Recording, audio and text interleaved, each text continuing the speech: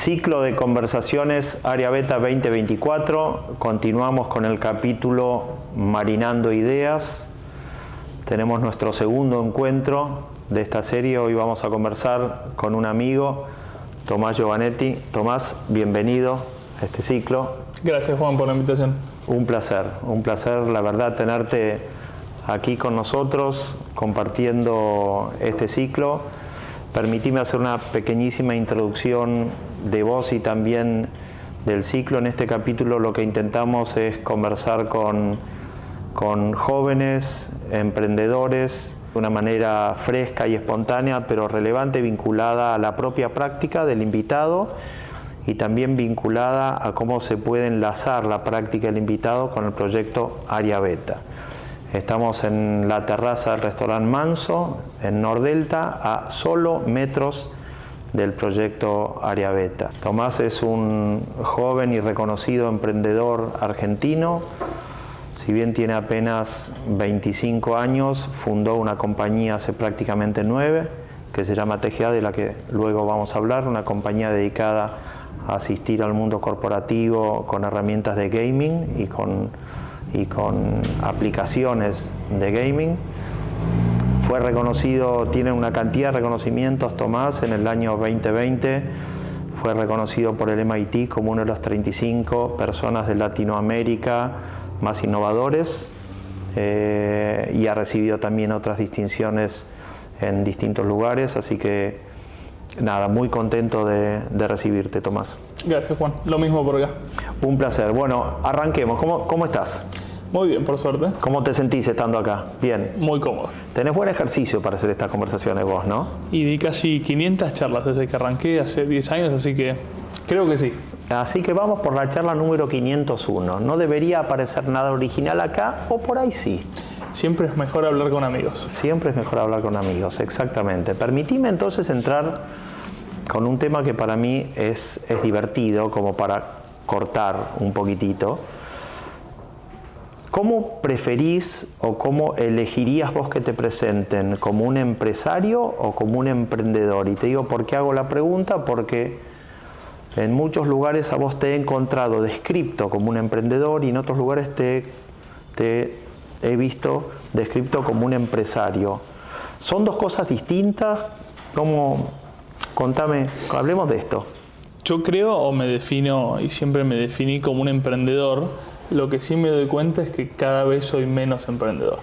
Apá. A medida que la compañía crece y toma volumen, hoy TGA somos casi 200 personas distribuidos en distintos países, así que me doy cuenta de que mis labores son cada vez menos crear cosas nuevas y cada vez más garantizar de lo que ya está creado se ejecute o funcione bien. ¿Vos dirías que un emprendedor, por lo que me estás diciendo, o trabajemos la idea, ¿no? Que un emprendedor es una persona que tiene que estar más dándole nacimiento a algo inexistente y convenciendo a la comunidad de interacción inmediata de la valía de eso, mucho más eso que un administrador de un despliegue, de una idea? Definitivamente, de hecho, la definición de emprender es justamente eso. No importa si es dentro del mundo organizacional o fuera de ello, como quizás lo es mi caso, emprender es llevar una idea a la realidad. ¿Sí? Y de nuevo, puede ser en cualquier campo de acción, no necesariamente tiene que ser en el mundo empresarial. Hay gente que emprende en el mundo medicinal sin buscar un retorno económico y también está bien. Yo lo que veo es que efectivamente, a medida de que las compañías crecen, los emprendedores se van alejando más de lo que es la función de crear, o por lo menos hago alusión a mi caso, y poco a poco se van acercando a lo que es el rol quizás de un empresario, de un, llamémosle, ejecutor, de alguien que en vez de estar creando pasa la mayor parte de su tiempo volviendo las cosas realidad. Hablame entonces del Tomás emprendedor. ¿Qué has disfrutado hasta hoy del Tomás emprendedor y qué eventualmente lamentás de tener que estar abandonando de ese Tomás? Lo estás abandonando por buenos motivos, ¿no? No, sin duda, es parte del camino. ¿Qué lamentarías de estar abandonando esa etapa del Tomás emprendedor? Yo divido, si querés, mi vida en dos partes. Vida, tenés 25 años, no seas desgraciado. No, está bien. Divido mi vida. Lo entiendo, pero empecé a emprender hace casi 10, como decías. Tenés razón. Cuando lo llevas en la proporción, es casi el 40% de mi vida que sigo emprendiendo, es un montón. Tenés razón. Entonces, permitime hacer la división en dos partes. Permitido, claro. En la primera parte, que fue You Deserve, eso no lo mencionaste, pero si me permitís hago un rápido raconto. Hace casi 10 años que desarrollé un juego llamado Te lo mereces en español, que fue el primer videojuego en contra del bullying a nivel global. Fue un videojuego que buscaba levantar conciencia acerca de por qué el acoso en la gente joven estaba mal. Bueno, ese juego fue bestseller en Steam, vendió decenas de miles de copias, de nuevo, utilizando el videojuego como un canal. Y yo creo que eso, desde el punto de vista del mundo emprendedor, fue lo que a mí, por lo menos, más me motivaba a levantarme a las mañanas. Es decir, me enfrento constantemente a desafíos que era no solo la construcción del juego, sino también la construcción del contenido y de un montón de otras cosas que no sabía cómo hacerlas. ¿Ese juego lo armaste solo? Ese juego lo armamos con un grupo de gente, con distintos freelancers que decidieron sumarse a la causa con el fin de hacer algo que contribuya a la sociedad. Era un juego digital, obviamente. Era un juego digital. ¿Vos tenías formación digital? No tenía formación digital. Epa. Yo soy intento fallido de tenista. Esa es parte de mi otra vida.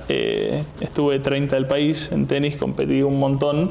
Así que mi formación, por lo menos académica y profesional, no viene de ahí. Siempre digo que el tenis fue gran parte de mi formación. Y se ve que el juego no aparece en vos con el gaming de la plataforma de TGA, sino que aparece mucho antes de otra manera. Con el deporte.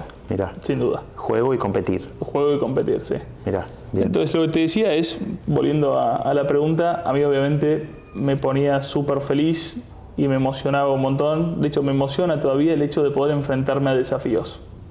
A lo que voy, quizás haciendo alusión a lo que mencionaba hace un rato, a medida de que las compañías se van formando y tenés un montón de reportes, insisto, hoy tenemos 200 personas, ojalá el día de mañana podamos tener 1000, sí, claro. Tenés un montón de otra gente en quien podés delegar las responsabilidades. Y los desafíos no son los mismos. Quizás los desafíos cuando empecé con el juego del bullying eran absolutos, porque nunca había hecho nada desde el punto de vista profesional en mi vida, entonces todo me pareció un descubrimiento. Hoy, 10 años después, puede sonar quizás chocante cuando digo que tengo 25, pero no dejo de tener 10 años de recorrido profesional con esta compañía y haber por transcurrido, y si querés, mis momentos en distintas áreas. Desde lo comercial, obviamente desde marketing, cuando vos creás una compañía, esto no lo digo yo, es algo común, te tenés que enfocar en un montón de cosas, por poco no barres el piso de la oficina, si hace falta. Entonces, todo eso para mí era o fue un gran desafío. Hoy, que tengo un montón de reportes y un montón de cosas, los desafíos van mutando y van migrando. Hoy tengo otros desafíos que quizás antes no tenía y ese sigue siendo mi principal driver. Claro. Vos me decís, ¿por qué todos los días te sentís emocionado por TGA? Digo, bueno, antes era el 100% de mi tiempo hacer cosas que para mí personalmente eran innovadoras. Hoy haré el 50% y el otro 50% será mantener la estructura o ocuparme de temas que hacen a la estructura funcionar. Vos dirías, y me parece que esto está bueno conversarlo porque por ahí hay un rasgo o una creencia tuya que derrama en tu organización, que el mantenerte con espíritu emprendedor es como que te rejuvenece permanentemente, o sea, te impulsa a seguir pensando en cosas nuevas y en cómo satisfacer requerimientos del mundo corporativo, y ese rejuvenecimiento eventualmente mantiene joven tu organización. No tengas duda, nosotros venimos del desarrollo de algo que ya de por sí, aunque sea un falso mito y ahora te voy a explicar por qué, se tiende a pensar que es para gente joven, que son los juegos. ¿El juego en línea o el juego en general? El juego en general. Mira. Y ahora te voy a explicar por qué es un falso mito. La gente piensa que los videojuegos son únicamente para chicos y estadísticamente está probado que esto no es así. A ver. Hoy por lo menos, llamémosle, el promedio etario de un jugador a nivel global es de 34 años. Que es gente súper joven, pero ya son en su mayoría profesionales insertos dentro del mundo laboral. No tienen 16. No tienen 16, correcto. Y lo segundo es que los videojuegos tampoco son para gente, llamémosle, de un único sexo, no es para únicamente hombres. por ejemplo, el Candy Crush, no sé si lo conoces. Sí, sí, claro. Bueno, es consumido principalmente por mujeres de más de 50 años. Mira. No únicamente para hombres. Entonces, yo creo que el hecho de emprender no es rejuvenecerte, sino, por más de que la industria en la que vengas, es mantenerte activo. Okay. Y más en el campo en el que estamos nosotros, que insisto, es el gaming y es la tecnología. La tecnología está constantemente siendo afectada por un montón de nuevas innovaciones. Estar en el forefront de la tecnología significa eso. Significa estar constantemente buscando cuál es la nueva innovación que te ayude o a mejorar tu producto, o a disminuir costos, o a mejorar el impacto, a implementar el impacto. Hoy estamos viéndolo con la inteligencia artificial. Y eso es algo que el 50% de mi tiempo, como te decía, el 50% es innovación y el otro 50% es ejecución. Bueno, del 50% de innovación, te digo, casi todo lo dedico a eso. Mira. A ver cómo hacemos para que estas nuevas tecnologías que están apareciendo, entre ellas la inteligencia artificial, sean aplicadas dentro de nuestra industria y le mejoren a fin de cuentas el producto y el impacto al cliente final. Tom, TGA, hablame un poquitito de TGA. Primero, semblanteame la compañía hoy. ¿Qué es TGA en términos de servicios, en términos de despliegue territorial? ¿Cuáles son los productos principales que tiene? ¿Con quién trabaja? Juan, TGA persigue un objetivo que es muy claro, que es revolucionar la forma en la cual la gente aprende. ¿La gente en términos abiertos o alguna gente en particular? Después lo podemos llevar si querés al mundo profesional, pero hoy te digo la gente y parto con ese statement. Bien. Y digo, vos vas, y quizás vos lo habrás vivido por tu generación, cuando vos ibas a la universidad, a la facultad, vos aprendías de una determinada manera. Te daban los libros, estudiabas ese determinado contenido y tu gran desafío era el acceso a esa información. Era saber cómo buscar esa información.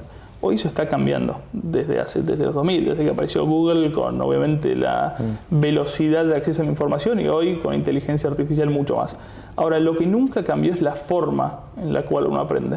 Evolucionan los contenidos. Antes quizás te recomendaban estudiar una determinada profesión, después fue migrando hacia profesiones digitales o quizás más tendiendo a las ingenierías, pero lo que siempre se mantuvo igual es la forma en la cual uno aprende. Y yo creo que eso no se condice con la realidad en la cual vivimos, en la cual hoy todos los jóvenes nacieron con un teléfono en la mano. Bien. Y como te decía, hay estadísticas que avalan de que ya no es la gente joven la que compite y usa este tipo de mecanismos como los videojuegos o las aplicaciones. Entonces, con ese criterio de que la gente hoy aprende de una manera distinta, me propuse formar TGA. A los 16 desarrollando un videojuego en contra del bullying y hoy ayudando al mundo organizacional, ayudando a las empresas a que se comuniquen con sus audiencias de una manera distinta. ¿Tenés vínculo con el juego desde siempre? Desde que soy muy chiquito. Muy chiquito. De hecho, empecé, como te decía, con el tenis y por más de que sea un deporte, mantiene las mismas características de los juegos. Sí. De hecho, Juan, lo que nosotros hacemos, la base de lo que nosotros hacemos es un concepto que se llama ludificación en español, que es introducir distintas mecánicas que tienen los juegos dentro de ambientes que quizás no son un juego. Por ejemplo, trabajamos con lo que es el reclutamiento. Trabajamos con compañías como Cencosud, como Kellogg's, como Arcos Dorados, que es la principal franquicia de McDonald's en América Latina. Trabajamos en temas como capacitación en ciberseguridad, donde somos socios de Deloitte en 16 países de América Latina. Trabajamos en seguridad industrial con compañías de la industria minera o hasta llevamos los juegos hasta el extremo en capacitaciones en temas como, por ejemplo, levantar conciencia con el fentanilo, que es una droga que está causando estragos en Estados Unidos. ¿Y cómo es, me da curiosidad, la evolución de la conversación con una corporación para tratar un tema crítico como ciberseguridad y con la seriedad con la que deberían tratarlo y que vos le propongas tratarlo de una forma lúdica? Digo, ¿cómo evoluciona? Porque tenés que tener del otro lado una contraparte o una organización muy madura para permitirse, aunque sea explorar la posibilidad de tratar el tema de esta manera, con otro formato a través del juego, o justo te tenés que haber encontrado con un equipo dentro de esa organización aún inmadura, pero con un equipo del otro lado que diga, no, esto está buenísimo, aunque yo sé que voy a tener dificultades para implementarlo, yo creo que vale la pena y que es un buen vehículo. ¿Cómo evolucionan esas conversaciones con las corporaciones? Yo lo primero que te diría, Juan, es que ninguno de los temas en los que nosotros trabajamos son un juego. Son todos temas muy serios. Pero todos se aprenden mejor jugando. Okay. Con eso dicho, para nosotros el gran desafío, y siempre digo que nuestro principal competidor a nivel global, nosotros tenemos operaciones hoy en México, en Chile, en Estados Unidos, en España, en distintos países, operaciones comerciales. Nuestro principal competidor, no importa la industria, no importa el tamaño de la compañía, es el unawareness, es el desconocimiento. Bien. Es llegar a las compañías y explicarles por qué los videojuegos tienen o en algún momento van a ser parte del proceso de capacitación y de comunicación que ellos tienen. Ese es el gran desafío que venimos viendo.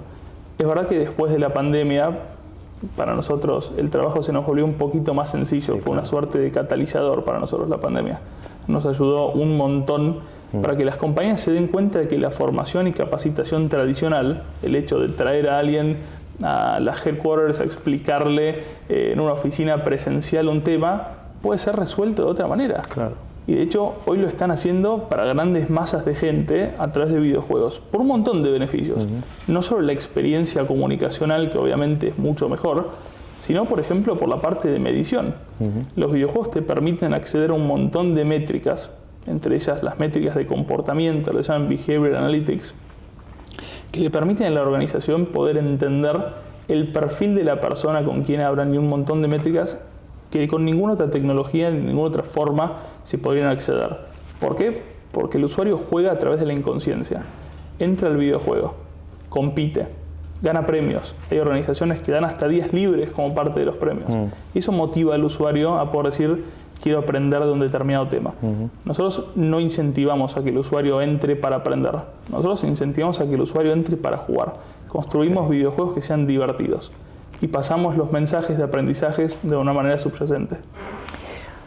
Mencionaste en algún momento el Candy Crush. Vos sabés que el fundador de Candy Crush, que si no recuerdo mal el nombre es Toby Rowlands, creo que el nombre es ese, en algún momento, luego de haberse dado cuenta el nivel de adictividad que podía generar consignas lúdicas, obviamente para jugar, el Candy Crush es un juego, intentó probar suerte aplicando consignas lúdicas al mundo educativo y desarrolló una plataforma de matemáticas llamada Manga High, con el diseño de videojuegos que después la plataforma lo organizaba de muchas maneras distintas. Esto me obliga a preguntarte si en algún momento desde TGA han evaluado meterse no tanto en el mundo corporativo como en el mundo educativo y tratar de reconvertir la didáctica de enseñanza, la forma en la que se enseña cualquier contenido, matemática, ciencia, el que sea, pero aplicando consignas lúdicas y con juegos. Y si lo trataron de hacer, ¿cómo le fue? La respuesta es que no. No lo hicimos. El universo de la gamificación o de, como lo llamamos nosotros, game-based learning, que es el aprendizaje a través de videojuegos, es enorme. Infinito. Es infinito, ¿por qué? Porque de nuevo, cada proceso que involucre gente y aprendizaje puede ser gamificado. Claro. Y si te das cuenta, todos de alguna manera u otra aprendemos algo. Y eso va desde el proceso de reclutamiento y onboarding de un restaurante hasta un tema como el fentanilo, hasta las universidades o los colegios. Ahora, lo que también vemos, y como respuesta a esto, creamos una plataforma que se llama Kaila, que ya invertimos millones de dólares en Kaila, que básicamente lo que nos permite es rápidamente ajustar las mecánicas de los videojuegos y distintas librerías y poder customizar soluciones. Perfecto. Para poder llegar a distintos mercados. Lo que nos dimos cuenta es que dentro de esta capacidad de respuesta que tenemos y podríamos ir tranquilamente al mundo educativo, muchas de las cosas que hacemos dentro del mundo educativo están bien resueltas. Claro. O están, llamémosle, mejor resueltas. Claro. Hay un montón de organizaciones hoy enfocándose en ese mundo, cosa que para nosotros es ideal. Porque lo sabemos es que la persona, o la mayoría de las personas, siguen un flujo determinado de vida. Van al colegio primario, después al secundario, algunos van al terciario, otros que no, van a oficios, pero a fin de cuentas todos terminan teniendo un determinado flujo a nivel formación. Ahora, esas personas que terminan la universidad o incluso terminan los oficios, después tienen que salir a trabajar a algún lado. Sí, claro. Y lo que nosotros vemos es que las organizaciones, en su mayoría, todas dicen estar en proceso de transformación digital, muchas lo están, pero todavía no están preparadas para recibir a las nuevas generaciones que vienen acostumbradas a aprender de una manera distinta. Y ahí es donde nosotros encontramos el nicho y por eso hace 6, 7 años que no paramos de crecer a 3 cifras año por año. Espectacular. Qué interesante, Tomás. Me contaste ahora desde el mostrador hacia afuera, mostrador, en qué oficinas están, con qué clientes trabajan. ¿Cómo es el mostrador hacia adentro? Y acá tengo 2 preguntas que nos abren como 2 mundos distintos. Número 1, si es una organización puertas adentro, desde el mostrador hacia atrás, es una organización en donde te das cuenta que es una organización dedicada al juego, una organización en donde se divierte la gente, donde hay risa, ¿no? Porque es inevitable asociar la intención y el deseo de aprender a través del juego con la idea de jugar. Y es inescindible eso de divertirse con jugar. Entonces, lo primero es una organización en donde hacia adentro te das cuenta que es una organización en donde hay juego. Y lo segundo, ¿cómo es el talento? ¿Cómo tenés estafeado un proyecto en donde tenés que desarrollar oferta para un mundo corporativo, tenés que desarrollar tecnologías que no pierdan contemporaneidad en ningún momento y que sigan siendo relevantes aún a pesar de que aparezcan inteligencias artificiales? Tengo estas 2 preguntas tranqueras adentro. Son preguntas muy buenas que parecerían poder estar dentro de la misma cápsula, pero a la vez son muy distintas. Si querés, te respondo la parte de talento primero. Talento, dale. Nosotros, desde que comenzamos esta compañía, que apostamos a la diversidad en todo sentido, no únicamente en una cuestión de género, sino incluso etaria, en una cuestión de localización de la gente. Nosotros apostamos a la diversidad como compañía. Tal es así que hoy día, en mi compañía, por ejemplo, en el área de desarrollo, entre el 30% y el 35%, por ejemplo, son mujeres. Y más allá de eso, vos vas a lo que es el management, el cuerpo directivo de la compañía, hay 3 personas de 25 años, entre los 25 y los 30, y todo el resto son gente 45, 50 plus. Déjame hacer una nota al pie, porque por ahí no es tan claro para la gente que nos escuche.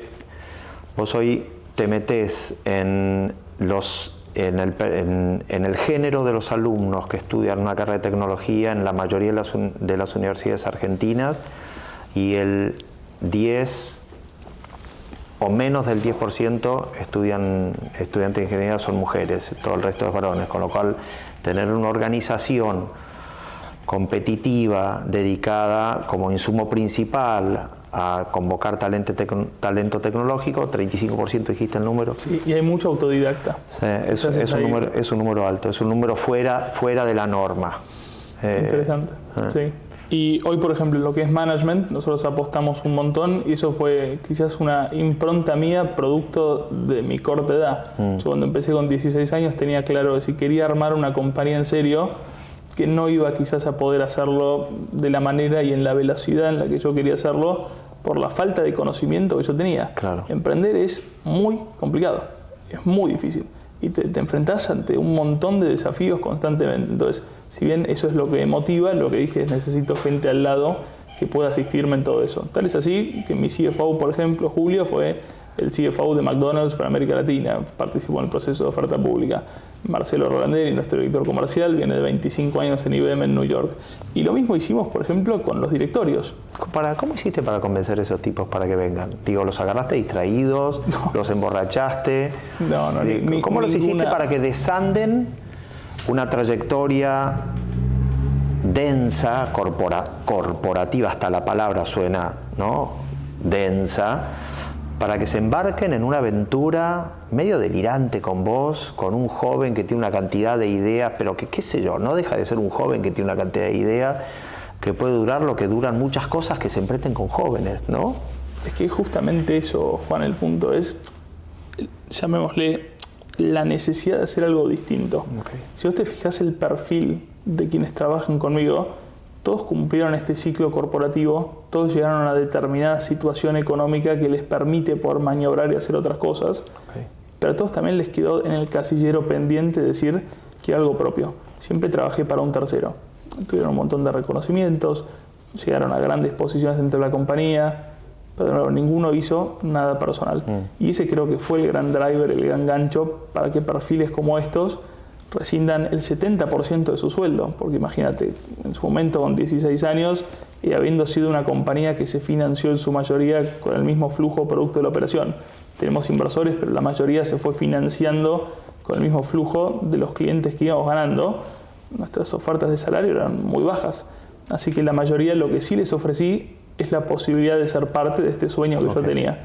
Todos son hoy accionistas de la compañía. Bien, ¿cómo hiciste para manejar la construcción? Porque yo me imagino que traías una compañía con el ímpetu de la juventud, digo, y un rasgo muy importante generacional, etario, que tiene que ver con, además, el entendimiento de la época bastante común, una interpretación de la época bastante común, y de golpe trajiste a, que me perdonen tus accionistas mayores, de golpe traes a dinosaurios, ¿no?, de otro ciclo de movimientos tectónicos. ¿Cómo hiciste para mantener una cultura fresca y convencida de que era un mix posible, y de que era un mix que se podía dar? Es que es justamente eso, esa es la diversidad, Juan. Todo el mundo habla de la diversidad, eso es la diversidad. Eso es la diversidad. Es poder saber coexistir y convivir, no únicamente de nuevo entre géneros, sino con distintas generaciones.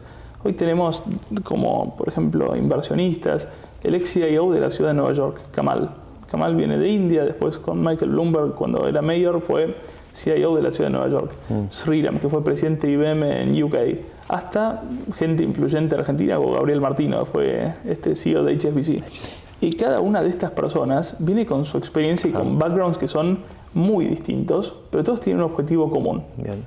Que es cambiar la forma en la cual la gente aprende y hacerlo a través de la diversión. Tenés tremendo pool de talento ahí, tremendo. Por eso empezaste a hablar por ahí, por el talento. Eso nos va bien, si fuese por mí estamos muertos. No, porque ahí tenés una alacena de talento interminable, de ingredientes de talento, me parece muy densa. Háblame de la otra parte, la parte del juego, la parte de la frescura del juego, de la alegría, de cuánto está permitido, cuánto se ve cuando uno transita TGA, que la gente se ríe, ¿no? Y se ríe, y eventualmente, hasta te agrego una cosa, en el juego, cuando vos juegas al tenis, está tan naturalizado la idea del equivocarte, que hasta en un punto no importa tanto equivocarte, es parte del juego. ¿Cuánto está hasta aceptado en TGA la equivocación? La equivocación está muy aceptada no por el juego, sino por la innovación. Cuando uno innova es muy difícil poder saber a dónde vas, pues si no estaríamos todos en Wall Street sabiendo a quién le invertimos y supiéramos cómo es el camino. Parte de innovar es equivocarse. De ahí surge un término que para mí es muy importante y es lo más relevante que tengo yo como profesional, que es la resiliencia. Y eso sí me lo dio el tenis, que es poder decir, de nuevo, estoy constantemente acostumbrado a equivocarse. De hecho, vos ves las estadísticas de los jugadores de tenis y en un partido razonable hay partidos en los cuales tenés una menor cantidad de puntos ganados y aún así puedes ganar un partido. El otro día lo escuchaba a Federer en una entrevista en la universidad. Sí, que él dijo que de los 84, como si dijera, % de los partidos que jugó en su carrera, él los ganó. Pero que de esos partidos que él ganó, solo ganó el 54% de los puntos. Y me estás hablando de Federer. Federer. Imagínate todo el resto. El número uno de los número uno de todos, en esa gran estadística de los partidos que ganó, de cada dos puntos que jugó, perdió uno. Eso sí. Muy impresionante. Ahora, cuando vos lo vinculás al tema del juego, te voy a hacer una separación, si querés, de conceptos. Y es, una cosa es jugar al tenis los fines de semana, tomar una clase el miércoles y ir con tu novia y decir qué divertido. Otra cosa es cuando te dedicas al tenis y en lo único que pensás es en el tenis. Créeme, si vos le preguntás a cualquier tenista que está en el proceso de llegar a ser tenista profesional, la respuesta no va a ser la misma de qué divertido el tenis. Claro. La respuesta va a ser, uy, qué deporte exigente, pues es lo único que pensás. Nosotros mantenemos y le damos muchísima importancia a lo que es frescura. Tenemos directores de talento, tenemos una directora que se ocupa de people care constantemente. Ahora, eso no quiere decir de que desarrollar videojuegos, como lo hacemos nosotros, sea una chacota. Claro, sí, exacto. Sí, no es que entras y la gente está todos brillando y sonrisas. ¿Por qué? Porque, de nuevo, somos un trabajo serio, trabajamos con el mundo corporativo y muchas veces con el mundo corporativo tenés un determinado, cuando vos firmás un contrato, asumís un determinado stack de responsabilidades. Claro. Entre ellas, deadlines, entre ellos, entregar los productos funcionales. Todo eso, por más de que la industria es divertida, somos súper flexibles, impulsamos un montón, insisto, la frescura, no quiere decir de que no perdamos la seriedad de obviamente saber con quién estamos trabajando. Bien, buenísimo. Tom, qué interesante. Bueno, seguimos conversando con Tomás. Acá tenemos unos minutos más antes que tengamos que liberarte. Tu oficina se están instalando acá muy cerca de Área Beta. Área Beta, que es el proyecto que estamos impulsando desde Nordelta, es por definición un ecosistema. Es un ecosistema en donde estamos invitando a participar actores de distintas características, centros que proveen servicios educativos, empresas, laboratorios de investigación, espacios de fabricación digital. Un ecosistema, es un lugar donde la gente se encuentra y distintos ingredientes participan de una paleta y de ahí sale un color en particular. ¿Vos sentís que trabajás en ecosistema con el mundo corporativo y que tenés otros proveedores similares a lo que proveen ustedes con los que también dialogan e intercambian o no se maneja tanto el concepto de ecosistema trabajando con los clientes con los que vos trabajás? Definitivamente. Yo noto una gran apertura, obviamente después podemos entrar a detalle al grado de apertura que cada cliente tiene, porque cada cliente es un mundo y muchas veces ese mundo está impuesto por regulaciones. No es lo mismo trabajar con la industria farmacéutica o con la industria de oil and gas, cuyos empleados usualmente tienen una media, te diría, tendiendo a mayor, que con una compañía como Arcos, como McDonald's, que son súper innovadores, que tienen una cultura de hacer, de probar y de inventar, a fin de cuentas. Lo que yo veo es que las compañías en general tienen tendencia hoy, por lo menos, y post pandemia, a probar cosas nuevas. Mira. ¿Por qué? Porque muchas se dieron cuenta de la imposibilidad que tenían a dar respuesta a una catástrofe como la que sucedió. Y bueno, efectivamente eso les llevó a decir, hay que probar algo distinto. Y desde ese momento, desde 2020, que veo una gran apertura por parte de las empresas a probar algo nuevo. Con todos los desafíos organizacionales que tiene hacer algo nuevo y ser quizás no un emprendedor, sino un intrapreneur, claro. Como se dice, que es emprender dentro de la misma organización.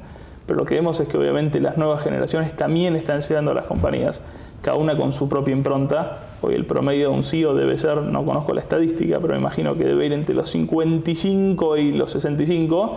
Las nuevas generaciones, las camadas que van abajo, son gente más joven. Y la impronta de lo que está pasando abajo también es importante, porque en algún momento esas personas se van a terminar filtrando, obviamente, pero en algún momento esas personas van a terminar en los próximos años en posiciones directivas. Tom, mencionaste varias veces, y pensemos juntos esto, mencionaste varias veces la pandemia.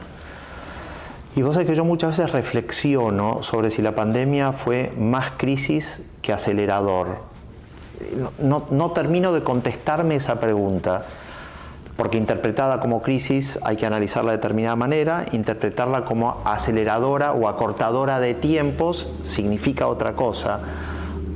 Ya que lo mencionaste varias veces, ¿cómo sentís que fue la pandemia para tu organización? ¿Fue para los clientes que servís crisis o fue un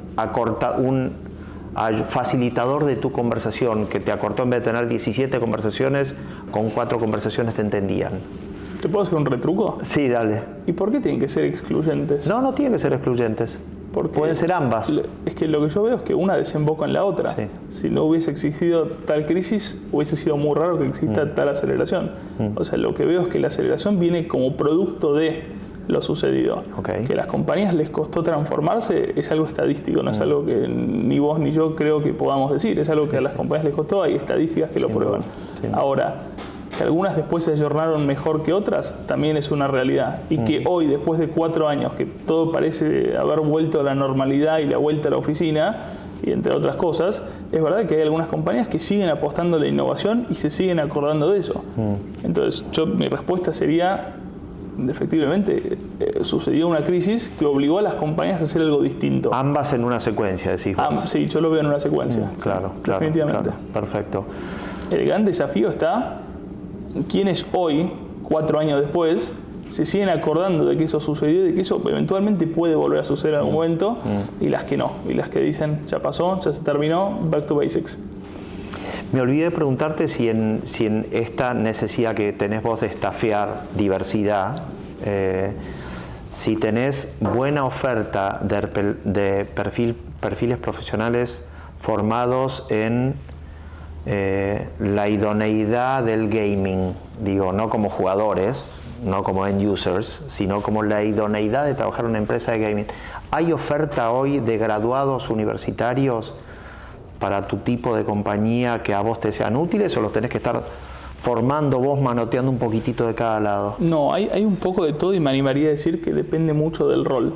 Okay. Los videojuegos, de nuevo, como tal, son un arte. Es como desarrollar películas, pero encima de ser grandes historias y demás, tienen una cuota adicional de interactividad. Okay. Entonces, todo lo que vos pensás tiene que tener un porqué. Y eso va desde psicólogos. Nosotros en el equipo tenemos psicólogos.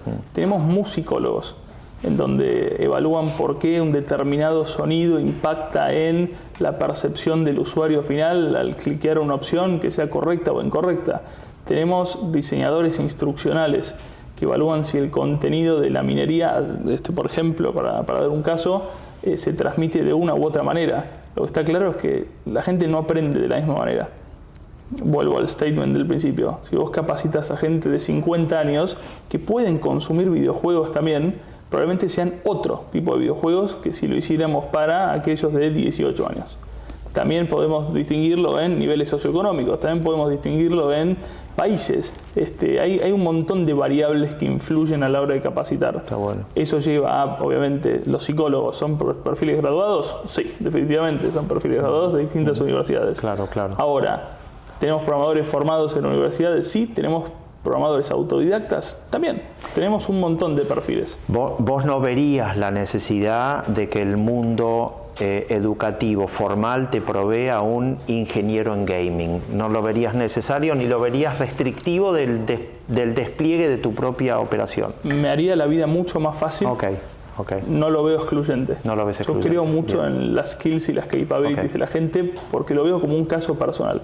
Yo en mi tiempo libre estudié, me quedan 5 materias y me recibo de la UBA, y digo, desde el punto de vista profesional, eso no fue mi gran aporte. Mi gran aporte fue otra cosa, fue el tenis. Digo, si una persona como yo, que no soy un ser brillante, ni mucho menos lejos de... Sos raro, tu trayectoria es rara. Soy una persona rara, pero muy lejos de ser brillante. Si una persona como yo logró construir una compañía de 200 personas con operaciones en 5 mercados, yo creo que cualquiera puede aprender cualquier cosa. Claro, mira qué lindo, mira qué lindo. Mencionaste, y no quiero dejar de mencionarlo porque mencionaste, y te hago la última pregunta, el tema de no el color, sino el musicólogo, que tienen vos dijiste musicólogo, ¿no? Sí.